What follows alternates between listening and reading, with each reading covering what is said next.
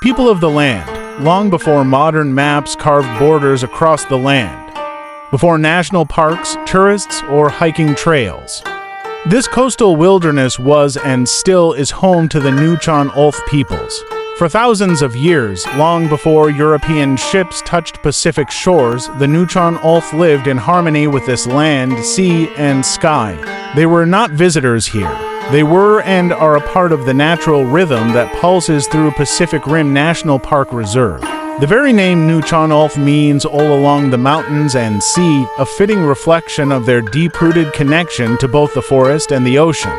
Their territories stretch from the outer edges of Barkley Sound through the Clayoquot and Quequot regions, an expanse shaped by the tides, the wind, and the stories passed from one generation to the next. Their culture is deeply tied to place. Totem poles, carvings, cedar bark weavings, and intricate masks are not just artistic expressions, they are records. Visual records of ancestry, identity, and the creatures that have walked beside them for generations. Every orca, wolf, or raven etched into what holds meaning, a link to a spiritual belief that everything in nature has life and that humans are not above it but within it. Cedar, often called the tree of life, plays a central role in Nuu-chah-nulth life. From it, they carve canoes, houses, tools, and ceremonial objects. Even its bark is used to make clothing, ropes, and medicine. The harvesting is done with reverence, and nothing is taken wastefully. Whaling, once central to Nuu-chah-nulth society, is perhaps the most powerful symbol of their bond with the ocean. Entire clans centered their identity around whaling traditions, with stories of strength, bravery, and cooperation passed through chants and dances. These were no mere hunting expeditions, they were spiritual endeavors requiring purification, discipline, and guidance from ancestors. The whales were more than sustenance, they were teachers, revered beings that embodied balance and sacrifice. When a whale was taken, ceremonies lasted for days, honoring its spirit and ensuring future abundance. This legacy still lives on. In the Quizzitis Visitor Center, perched at the edge of the wild Long Beach surf, visitors can witness the continuity of this ancient relationship.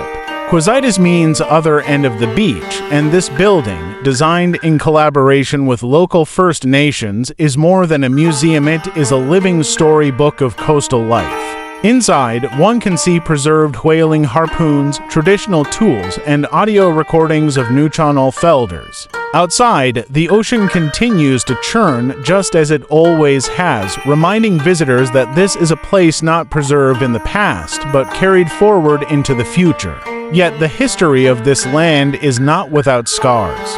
With the arrival of European settlers came devastating change, diseases that decimated populations, residential schools that tore families apart. The power of nature, detailing the natural environment, landscapes, climate, and wildlife. On the rugged west coast of Vancouver Island, nestled between the towering trees and the crashing surf, lies one of Canada's most awe-inspiring ecological treasures, Pacific Rim National Park Reserve. This 511 square kilometer expanse of wilderness is more than just a scenic marvel, it is a raw, living testament to nature's relentless power and resilience, formed by the elemental clash between land and sea. This region is home to one of the world's premier coastal temperate rainforests, an ecosystem so rare it comprises less than 1%. What sets it apart is the sheer volume of rainfall, over 3.28 meters, annually drenching the landscape and feeding a verdant network of Sitka spruce, western red cedar, and hemlock trees. As winter storms rage in from the Pacific, waves slam into 125 kilometers of battered coastline.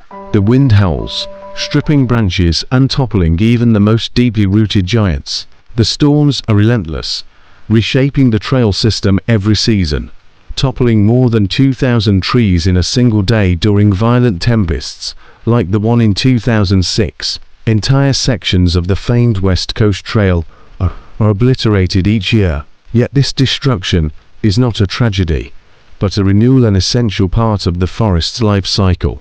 The forest here is layered and complex. The first line of defense against the ocean's wrath is the Sitka spruce, whose thick, salt-resistant bark acts like armor. Behind them, Protected in their lee rise the red cedar and western hemlock, some of them ancient centuries old as the Great Wall of China. Their roots dig deep into acidic soils, helping to stabilize a constantly shifting land. From the forest floor, shore pine and salal emerge, thriving in sandy, nutrient-poor soils and braving the salty air.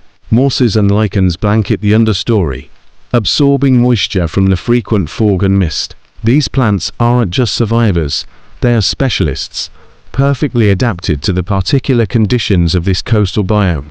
But this park's grandeur is not confined to land.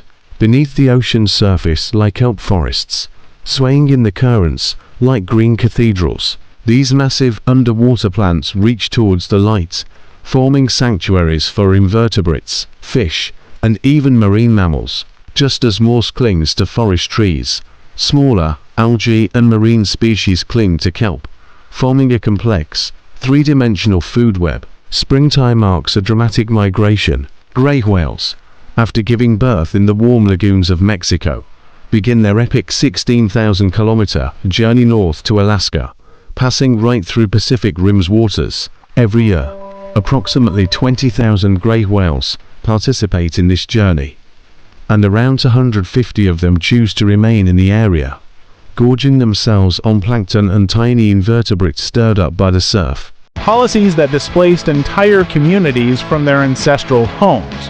The land that had nurtured generations was suddenly restricted, fenced, and regulated, and yet the people endured. Today, 14 Nuu-chah-nulth nations remain connected to Pacific Rim, each with its own governance, traditions, and dialects. Many are active partners in the management of the park, working with Parks Canada to ensure that Indigenous knowledge is not only respected but embedded in environmental decisions. In recent years, significant efforts have been made to reclaim cultural practices. Language revitalization programs, youth-led canoe journeys, traditional food harvesting, and ecological restoration based on Indigenous land stewardship have begun to reweave the cultural fabric that colonialism tried to tear apart. Take, for example, the West Coast Trail, which today attracts global trekkers. Few know that this route traces a much older path used by Indigenous peoples for millennia to navigate the rugged coast. Its original purpose wasn't tourism or rescue, it was survival and connection, a web of trails that allowed coastal communities to trade, hunt, and thrive. Likewise, the beaches that line the park's Long Beach unit are not just scenic. They are cultural landscapes, dotted with clam gardens, canoe launch sites, and shell middens, massive piles of discarded shells that mark ancient village locations. Some middens date back over 5,000 years, forming archaeological records of sustenance and settlement. And the spiritual beliefs remain as vibrant as ever. In Nuu-chah-nulth worldview, the forest is not merely a collection of trees, it is alive, aware, and sacred. Each mountain and inlet hold stories passed down orally through generations. These are not fairy tales.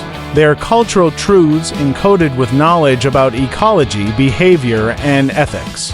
Today, visitors to Pacific Rim have the rare opportunity to walk among living traditions. Nuu-chah-nulth guides offer interpretive walks, share traditional stories, and lead cultural events. These interactions are not about performance. They are about dialogue, about building bridges of understanding between worldviews. And that understanding is vital, because this land, as majestic as it is, remains fragile. Climate change, ocean acidification, and habitat disruption threaten not just ecosystems, but entire cultural ways of life. The wisdom of the Nuu-chah-nulth is not nostalgia, it is essential. As modern science grapples with how to adapt to changing conditions, Indigenous communities offer insight rooted in millennia of observation, trial, and respect. In the shadow of the ancient cedars and under the roar of the Pacific surf, one message becomes clear. The future of this park is not only in protecting its wilderness, but in listening to the people who have always called it home. Preservation and the Future, a cinematic and factual look at the park's environmental challenges, conservation programs,